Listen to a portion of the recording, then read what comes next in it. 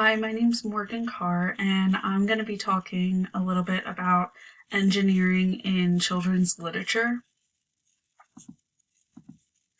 So I'm going to talk and give an introduction about um, children's literature with a focus on engineering, the benefits and challenges um, of the children's literature with engineering, some examples of stories, and also my experience using it in my classroom. So a little bit of an introduction. So many children don't have knowledge about engineers. A lot of times in schools we'll teach them about different careers, but there's more focus on careers like nursing or teaching or police officers. Um, Now, of course, there are more opportunities and teachers talking about engineers as a career. But when I went to school, I didn't know what an engineer was. I honestly didn't even really understand engineering in a way until my brother went to school for engineering. But it's very difficult for kids to know what it is if they don't learn about it in part of the curriculum at school. And if they don't have this knowledge of engineers, then they're gonna not maybe go in a path that they could have in the future with their career. Another thing is children's literature provides an engaging way for children to gain information about engineers. So a lot of times the characters in the story, the kids can connect with them, and they can also learn from the things in the story. And then books may have connections, like I said, to engineering, but the word engineer is not always directly in the story. A lot of times stories talk about the engineering process and about characters creating different inventions or things, but they don't just come out and say it's about engineering. So that's something that teachers would, or parents even, would have to discuss with students. So some benefits of using children's literature to talk about engineering is one, it's engaging. The students can engage with the characters in the story. They can also gain information from experiences in the story. They might not have hands-on experiences depending on where they go to school, but they can gain information and experiences through the stories that they listen to and through the characters going through those things. It also promotes deeper level conversations. So when you're reading these stories to kids, it's really interesting from my perspective to see the conversations that are created, and the deeper level thinking that you wouldn't think that a child might be able to engage in, but they really can. So it's just a good way for them to think a little deeper about different things, and it just really gets them engaged in conversation. It also provides interest and excitement about future careers, so maybe they didn't know anything about engineering before, and maybe it'll spark an interest or something that they might want to try to explore as they go through and in their future as they go through school. And they can also, like I said, make connections to the characters. I know with teaching kindergarten, we're always making connections to the stories. And a lot of times these stories are true stories of people when they were kids who had a problem, and then they designed a solution to fix that problem. So it's something that they could connect with because maybe they deal with something and they would be like, oh, I did this, and I fixed it by doing this. So depending on the story, there can also be other social emotional learning opportunities like perseverance. A lot of the stories that I know of with engineering and STEM have to do with people, true stories of people who have created something, it didn't turn out, it failed, so then they didn't give up, they kept going at it, and they kept trying to make fixes to it in order to make it better. So that's a good life lesson for students as well. Some challenges with using children's literature with a focus on engineering is that just finding quality books that teach them about engineering is very difficult. There are different books about it, but it's just finding a good match. There's more now than there were before. The books may also provide information that could become misleading due to lack of information. So people, either teachers or parents who are reading it, might not know much about engineering.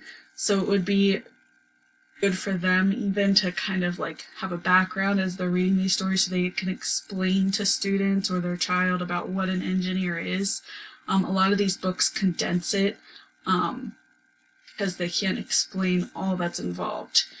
And also just finding developmentally appropriate stories. So for teaching kindergarten, they have to be able to understand it. And if there's too big of words or whatever, they're not going to understand what you're reading them. So just finding appropriate stories to read. Some examples that I found, and I've read one of these with my class, which I'll talk about in the next slide. But the one is The Boy Who Harnessed the Wind. And that's about a boy who built a wind turbine to produce electricity for his family, and it goes through the process of creating and making prototype, testing it, redesigning, and all these books go through that as well. So it talks through like the STEM process and the design process. Whoosh is one that I learned about as I was looking things up. And that's about the inventor of the Super Soaker, which I thought was pretty cool because I remember having one of those when I was younger. And that's a true story as well. And that, again, talks about a character that had a problem. He tried to fix it, but then found something else in the making, realized that there was pressure from the water, and then he used his imagination and creativity to design a Super Soaker. So I think that's a pretty cool one as well. And the one that I actually know about is Balloons Over Broadway. We actually school-wide do a STEM event around Thanksgiving with the Macy's Thanksgiving Day Parade, which I'll talk about in the next slide. But that's just about the inventor of the balloons that go in the Macy's Day Parade and how the Macy's Day Parade really started, and how the balloons have changed over the years and how those engineers have redesigned balloons to make them even better. And then another one that I found is called Wood Wire Wings, and this is about how they redesigned the airplane to make it better, and that's also a true story. And then one that I thought was pretty cool, being from Pennsylvania, is Milton Hershey. I didn't even know there was a book about it, and that talks about him and how he made chocolate, but how he had many failures, but didn't give up. He kept persevering through it. So I think, again, that's a really great lesson for kids to learn. So a little bit about my experience with STEM. It's not with STEM, with engineering, kind of STEM, is first with leprechaun traps. So on St. Patrick's Day, or actually the day before St. Patrick's Day, we read the story How to Catch a Leprechaun. And in that story, it talks about how these kids are trying to trick the leprechaun, and they're trying to create all these different traps. and they get to see what works and what doesn't. And then I challenge my students to create a trap that they think would catch the leprechauns in our classroom on St. Patrick's Day. And it's really cool to see their thought process of how they go through it. I did it for a second time this year, and it's just really cool how like they make like little rainbows out of pipe cleaners, and they work together. And first they did, they drew it out on paper and designed what they wanted to do, and then they were given a box and materials, and they had to figure out how they wanted to make it work. And it was just really cool. It's a great learning experience for them to work together and learn about cooperation and teamwork. And it's just really cool to see how they get things to work. Some of them wanted to do things that, like, if the leprechaun came in, the cup would fall down on top of them, so they would tape string to a little Dixie cup and tape it to the box and like put it a certain way, which was really cool to see. And then, of course, the leprechaun did not get caught in the traps, but did go through them. So the kids are always excited to come in and see if they caught the leprechaun. Another thing or activity that we do is we read Balloons Over Broadway, which is the book I talked about before. And we have school-wide, we talk about the Macy's Day Parade after we read that story. And we talk about how the balloons have changed over the years.